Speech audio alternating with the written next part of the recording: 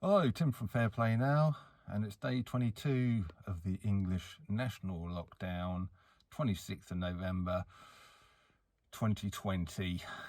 And it's the day when we've just had where we're all going to be on the 2nd or 3rd of December, whenever it's supposed to be that the national lockdown's ending and we go back into the stupid old tier systems. And we've been told we're going to be in tier 2.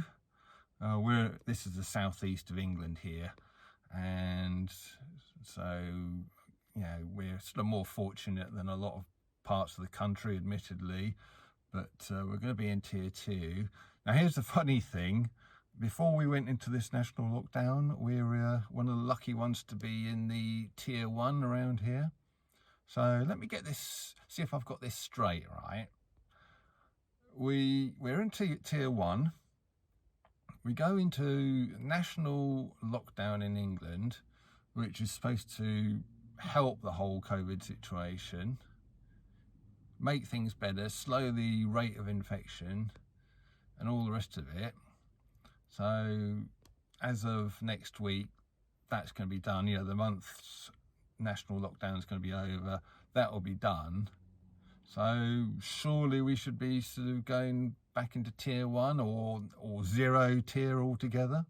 But no, we're going back into tier 2. So how's that worked? How has the national lockdown can be said to have worked when we're in basically a worse situation than we were when we went into the lockdown?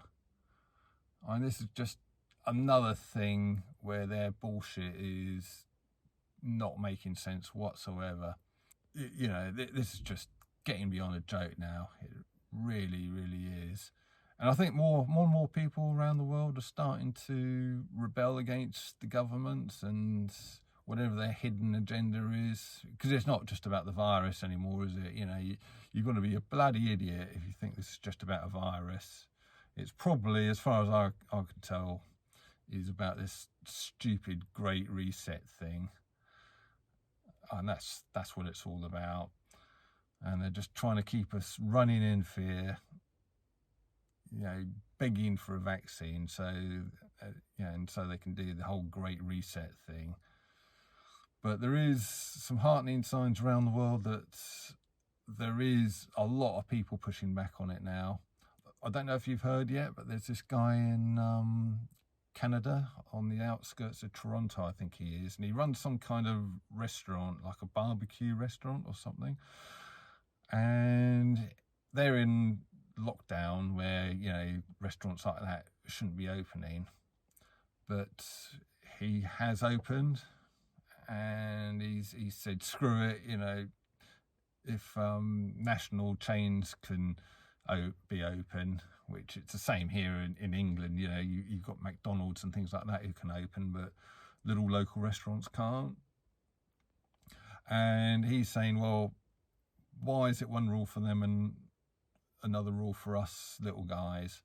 So he's kind of said screw it. He's opened his doors, and he's got people coming from all over just to, get a bite to eat, I suppose, in a restaurant setting, but also just to support them. Anyway, I'll leave a video link in the comments below. There's a report on this guy in Canada, so I'll leave that below. You can have a look at and get the full story. But I think I'll just end today on a little thing, because this kind of highlights, I said a minute ago about why they're allowing big chains to open here and there, or some of the big chains, but not the little places. And I don't know if you've ever heard the story of the kulaks in Soviet Russia in the kind of 1920s, 1930s. But the kulaks were basically kind of, I suppose in terms of the UK, they'd be called smallholders, but they're kind of agricultural workers who were relatively well off. I think they own their own land, had their own farms, and kind of were doing all right for themselves. And I suppose in modern day terms, they'd be the equivalent of a modern day small business owner who's sort of fairly successful. But of course, people like that in Soviet Russia were hated by the regime.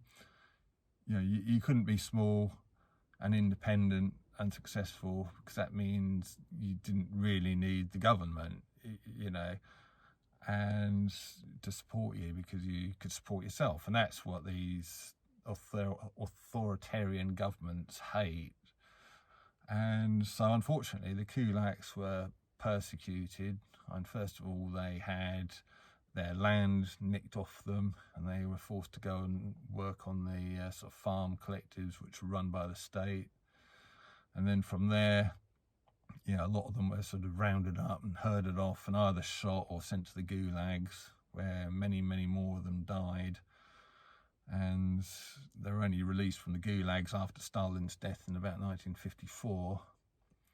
And they weren't sort of fully kind of pardoned and everything until the collapse of the Soviet system in Russia in about 1991. So they were truly persecuted just because they didn't fit in with the regime. And okay, I'm hoping it doesn't come to the stage where the government are going to outright imprison and kind of worse to sort of small business owners. But it's becoming increasingly apparent that successful small independent business owners aren't what the government want. Yeah, they want people to be beholden to the government, to be dependent on the government, and therefore controlled by the government. And I'm just seeing parallels here. And I'm very much into my history. I do love watching all kinds of stuff about history on the telly and on YouTube, which is how I know about these kulak people. And the reason I love history is not just because it's interesting, but because it's almost like a crystal ball for what's going to happen in the future as well. Yeah, because people don't change. We've been basically the same kind of psychology-wise, and the way we operate and the way governments operate sort of forever.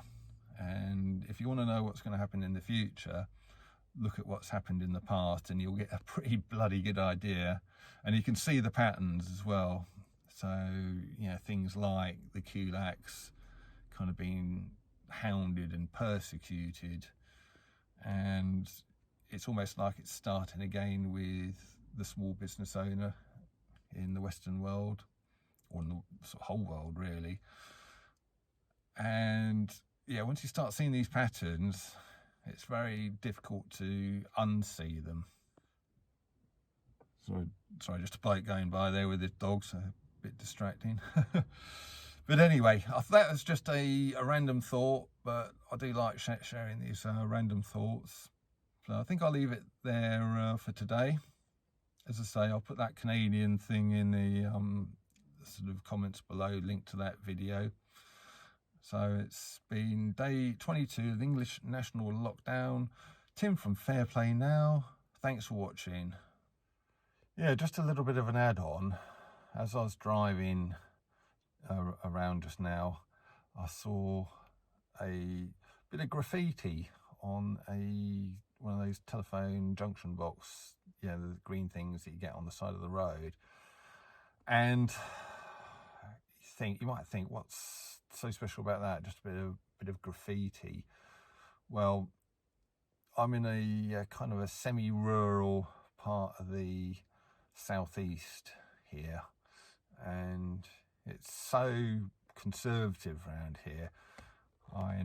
Well, to give you an idea how conservative it is around here, we've had nothing but conservative MPs since I think it's about 1883. So what I'm trying to say is things like graffiti just doesn't happen around here. So to see that is very, very unusual. And also, I don't think it's kids either. Would kids be writing "Fight for Freedom"? And my guess is not. And my gut instinct is the person who wrote that is probably over 25 and quite possibly over 35.